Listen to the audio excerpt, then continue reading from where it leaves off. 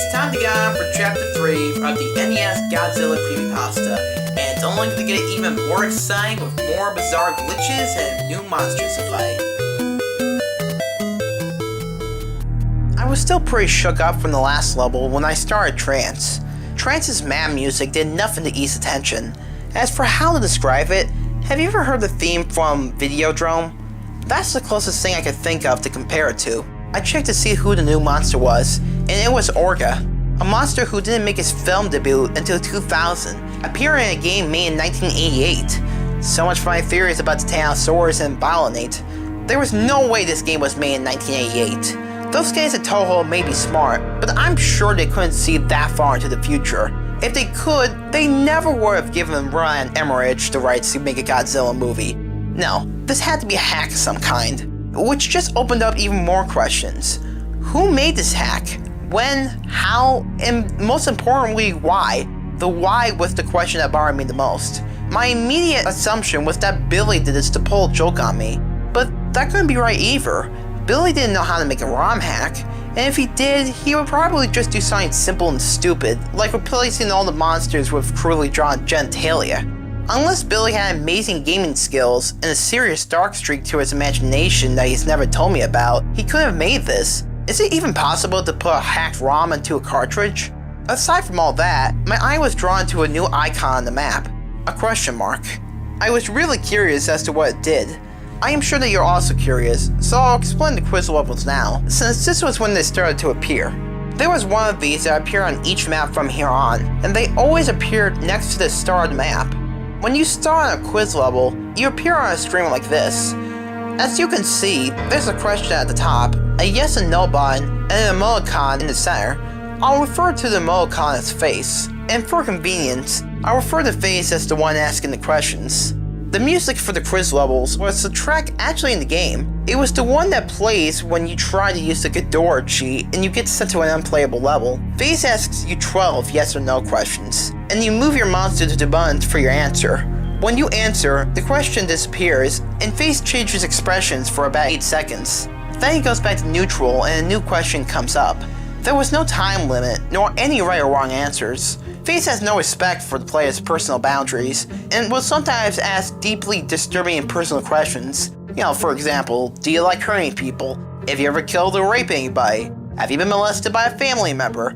Other times, he would ask questions that are either mind-numbingly stupid, is the sun hot, is water wet, or just flat out ridiculous. Does your dog like the president? And maybe once per quiz, Face would ask you a question about the game. With one exception, Face's expression changes seem to have no effect on the game, except indicating what the game creator thought of your answer. His reactions rarely made any sense, and at first I thought they were randomly generated. The questions never followed the pattern. Face never stayed on the same subject for more than 2 questions. Early on, there were questions that made me think Face was building up to something, only to then ask some stupid garbage. Here are the expressions of Face that I saw while playing. I'll separate them into 2 categories, the expressions I understood and the expressions I didn't. First are the expressions I understood. Neutral, his difficult expression. Angry, if you try to attack Face, his expression changes to this, but nothing else happens. Sad, happy, sick, maniacal. Face made this expression when he was being an asshole. You'll see what I mean later. Surprised, love, annoyed, confused, guilty and hurt. And here are the others. 2 of these faces only appeared once, numbers 1 and 12, and I suspected that they might have been in-jokes from the creator. These respective questions were, do you like ice cream, and are you a tough guy? As for the questions in the first quiz, luckily I had a notepad and pen handy. I had problems remembering things, so I often carried one around to jot things down, and sometimes I doodle in it when I'm bored. So when the first quiz started, I thought I'd record what happened. I'm glad I did. Here are the first series of questions. My answers and Face's reaction. Do you like the game? Yes. Reaction happy. Are you afraid? Yes. Reaction surprised. Are you over 18? Yes. Reaction weird face 5. Do birds have teeth? No. Reaction love. Is peanut butter good? No. Reaction sick. Does the moon rotate? Yes. Reaction weird face 11. Have you had a job? Yes. Reaction confused. Do you like hurting people? No. Reaction, annoyed. Is the sun hot? Yes. Reaction, sad. Do you like dogs? Yes. Reaction, happy. Is the president good? Yes. Reaction, weird face 3. Does your dog like the president? No. Reaction, angry.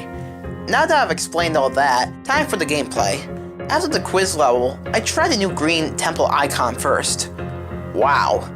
Maybe this is why the game was so weird. One of the designers was clearly drugged out of his mind. Jokes aside, I was quite impressed by the graphics of this level, as disorienting as they were. The music had a hypnotic Indian temple vibe to it. There were 2 new enemies in this level, a flying ghost type thing with a trunk, and a bat with a horse skull for a face. They appear at random, but I was lucky to get a screen cap of them both. Then I proceeded to a blue mountain level, expecting another nice const roll. I took my time walking through, and was completely taken by surprise when this happened. Not Macabre came speeding towards me and took off quite a bit of health with his tentacle screws. It only took me 2 minutes to kill him without having to worry about a time limit, but the boss monsters never showed up in the scrolling levels in the normal game. I was worried as to what other rules the game would break. After another Blue Mountain stage, it was time to fight Not Varian, whose replacement was one of the most bizarre things in the game. This strange creature attacks you by kicking and also opening up his chest and firing heat-seeking missiles. I still don't get it. The missiles were sometimes a pain to deal with, but I found out you could tail whip them out of the way. Not Varian was probably the easiest of the monster replacements. The same could not be said for Nahador. Apparently the source of the horse bats, Nahador, was the most aggressively difficult monster to fight yet, mostly because of his special ability. He could shriek and summon a small swarm of those horse bat things. I know that there's only 2 in the screen cap, but every time he did this, about 10 more arrive. The AI took advantage of the distraction and attacked twice as fast while the horse bats were flying around. Once that annoyance was over with, I went through a green temple level to kill some enemies to restore my health. Interestingly, none of the horse bats showed up after Nahador was killed, and that was when I got an idea. If killing all the monsters makes the red face show up, what would happen if I avoid fighting Orga and go straight to the base? So I gave that a try. The game told me that there was no monster there when I tried to start the base level, and immediately afterward, the game took control of my Godzilla piece and moved it in front of Orga. My little trick didn't work, so I tried to prepare myself for another chase. But first I had to beat Orga. The fight with Orga confirmed another thing.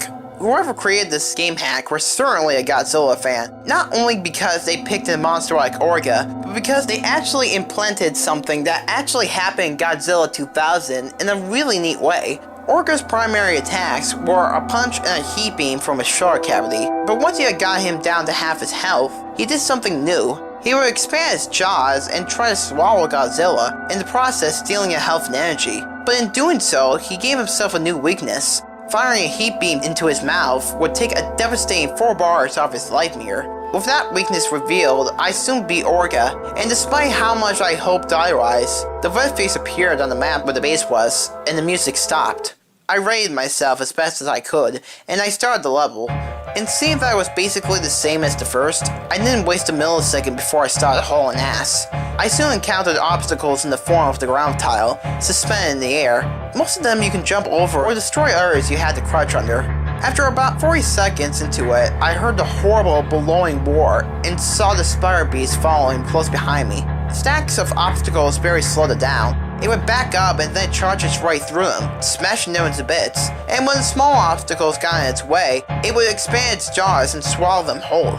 I was afraid, but with fast thinking and faster button pressing, I escaped him yet again. I felt really excited, and so I laughed and said, "Not this time, asshole." I decided to take a screen cap to celebrate. But when I said that sentence, just before the level ended, the monster did something that made my blood run cold. It looked at me. That wave of moral terror overtook me again, and I sure as hell wasn't laughing anymore. I took another screen cap of the next level tile, right before I rushed to the bathroom to splash some cold water on my face. Wow, the monster designs are really well done, and the backgrounds just get stranger and stranger. I love all the little detail to the images and the monsters. The quiz levels were really bizarre, and the questions didn't make much sense, but were actually kind of funny. It's even more suspenseful when Red seems to notice that the protagonist insults him, you know? It makes you more intrigued, it makes you wonder how this is even possible. Well, anyway, I'm gonna go grab a bite to eat, and maybe watch some horror movies. After all, it is the Halloween season. Okay, what was that? Did someone throw a brick through my window or something?